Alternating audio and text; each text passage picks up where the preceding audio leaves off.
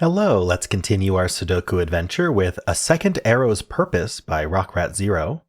So this concludes our Little Killer theme week. This is the final puzzle of our theme week.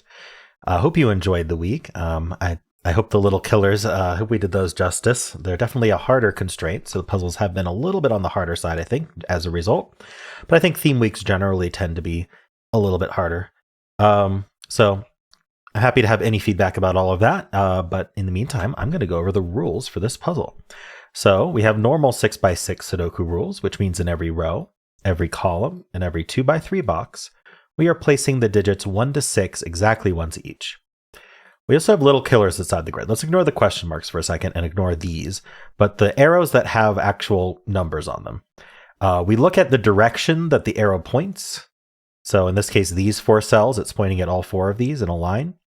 And we take the sum of those, and that sums to 10 in this case, or these sum to 19, or these sum to 14.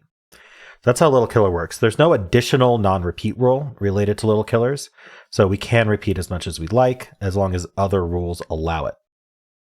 Now these two with question marks, that's an unknown sum, but it's the same for both of these. These both have the same sum as each other.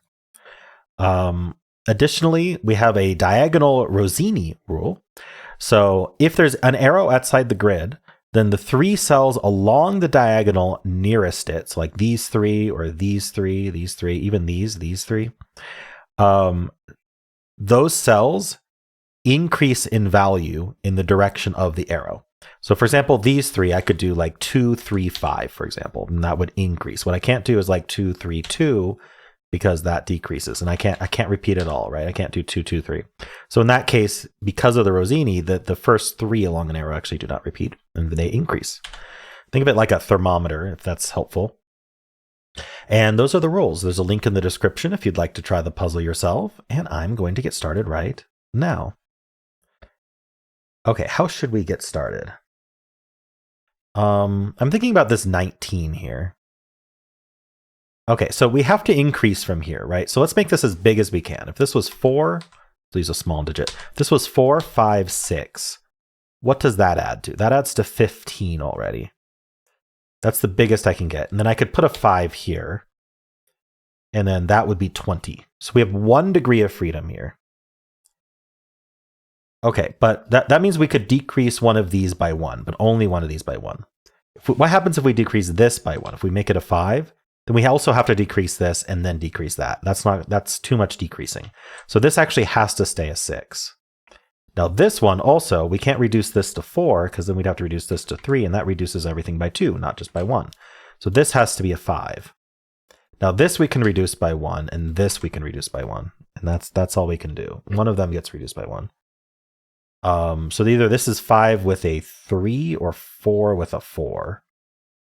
Okay. What else can we do here? Maybe this 10 or the 14? Let's look at the 10. So we have to, let's try to minimize this because 10's kind of small.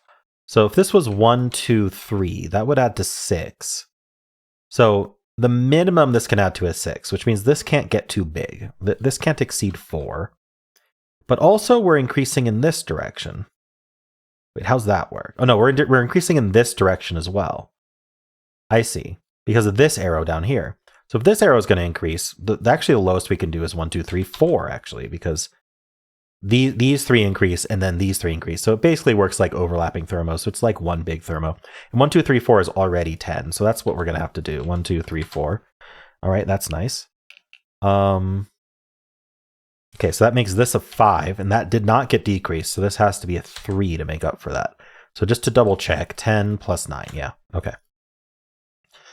Now these 3 have to increase, and I'm noticing that this can't be a 4, and this can't be 5 or 6. So the biggest it can be is 4, and this can't be a 1, so the smallest it can be is 2. So actually we're going to just do 2, 3, 4. It's the only way we're increasing that way. These 3 need to increase. So what happens if this is not a 6, I guess is the first question I want to ask. If this was 3, 2, 1, that actually works. So this is 3 or 6, unfortunately. Maybe there's some Sudoku I can do here, like 2 5s looking down. There's a 5 in here. Oopsie, that's not what I wanted to do. 5 in one of those. 2s or 3s. Okay, I need a 3. Yeah, I need a 3 in this box that goes there. So now this has to be 6. Okay, I just needed to do more Sudoku. That's a 2.